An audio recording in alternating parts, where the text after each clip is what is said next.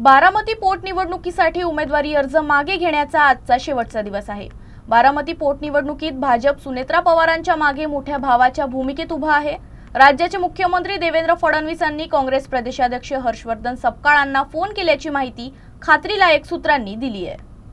बारामती आणि राहुरी निवडणुकीसाठी उमेदवारी अर्ज मागे घेण्याचा आजचा शेवटचा दिवस आहे। सुनेत्रा पवार मैदानात असताना काँग्रेसने देखील उमेदवार दिलाय, त्यामुळे ही निवडणूक बिनविरोध करण्यासाठी महायुतीने चंग बांधलाय। राज्याचे मुख्यमंत्री देवेंद्र फडणवीसांनी काँग्रेसचे प्रदेशाध्यक्ष हर्षवर्धन सपकाळांना फोन केल्याची माहिती खात्रीलायक सूत्रांनी दिली। बारामती पोटनिवडणूक बिनविरोध व्हावी यासाठी काँग्रेसने उमेदवारी अर्ज मागे घ्यावा अशी विनंती फडणवीसांनी हर्षवर्धन सपकाळांना केल्याचं कळतंय। त्यामुळे काँग्रेस आता आपला उमेदवार मागे घेऊन सुनेत्रा पवारांसाठी मैदान मोकळं करणार का हे पाहणं महत्त्वाचं ठरणार आहे। आपले प्रतिनिधी राहुल आपल्या सोबत आहेत आणि ते या संदर्भात अधिकची माहिती देत आहेत। राहुल, फडणवीसांनी सपकाळांना फोन केल्याचं कळतंय, काय अधिकची माहिती आहे?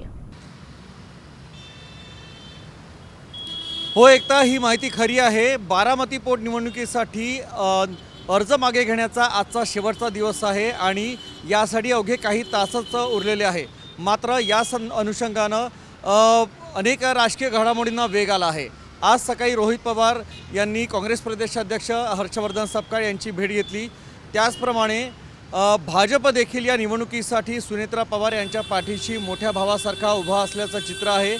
मुख्यमंत्री देवेंद्र फडणवीस यांनी स्वतः हर्षवर्धन सपकाळ यांच्याशी फोनवरून चर्चा केल्याची खात्रीलायक सूत्रांकडून माहिती आहे। त्याचबरोबर राष्ट्रवादी काँग्रेसच्या अनेक आमदारांनी हर्षवर्धन सपकाळ यांची भेट घेतली आहे। त्याचबरोबर स्वतः सुनेत्रा पवार यांनी फोनवरून 3दा हर्षवर्धन सपकाळ यांच्याशी बोलणं केल्याचंही समोर आलं आहे। मात्र अजूनही काँग्रेस नेते जे आहेत, काँग्रेस प्रदेशाध्यक्ष हर्षवर्धन सपकाळ यांनी निर्णय घेतलेला नाही। मात्र ज्याप्रमाणे राहुरी पोटनिवडणुकीत प्राजक्त तनपुरे यांनी देवेंद्र फडणवीस यांच्या फोनवरून फोन केल्यानंतर माघार घेतली होती, त्याचप्रमाणे याही निवडणुकीत असं चित्र होईल का याकडे साऱ्यांचं लक्ष लागलं आहे। त्यामुळे या पोटनिवडणुकीतून माघार घेण्यासाठी अवघे काही तास उरले आहे। आता मुख्यमंत्र्यांच्या फोनवरून हर्षवर्धन सपकाळ निर्णय घेतील का, की अजून काही रंजक राजकीय घडामोडी पाहायला मिळतील का, हे पाहण्यासारखं राहील। एकता, बारामती पोटनिवडणुकीबाबतच आणखी एक महत्त्वाची अपडेट येत आहे। एकीकडे मुख्यमंत्री देवेंद्र फडणवीसांनी काँग्रेस प्रदेशाध्यक्ष हर्षवर्धन सपकाळांना फोन केल्यानंतर तिकडे काँग्रेसच्या नेत्यांनी देखील पार्टी हायकमांड सोबत महत्त्वाची बैठक होणार असल्याचं खात्रीलायक सूत्रांकडून कळतंय। ही बैठक ऑनलाईन पद्धतीने होणार आहे, त्यामुळे नेमका काय निर्णय होणार आहे हे पाहणं महत्त्वाचं ठरणार आहे। या संदर्भात अधिकची माहिती देण्यासाठी आमचे प्रतिनिधी राहुल जोशी आमच्या सोबत आहेत। राहुल, काय अधिकची अपडेट?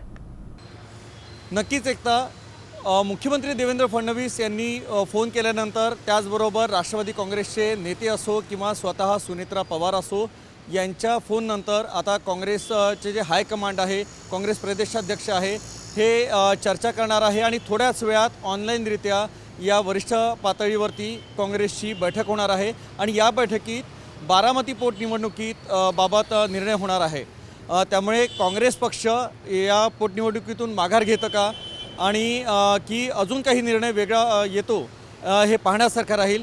मात्र त्याचबरोबर नागपूरमध्ये ज्येष्ठ नेते आहे काँग्रेसचे विजय वडेट्टीवार आणि नाना पटोले यांनी देखील या निवडणुकीबाबत आपलं मत व्यक्त केलं।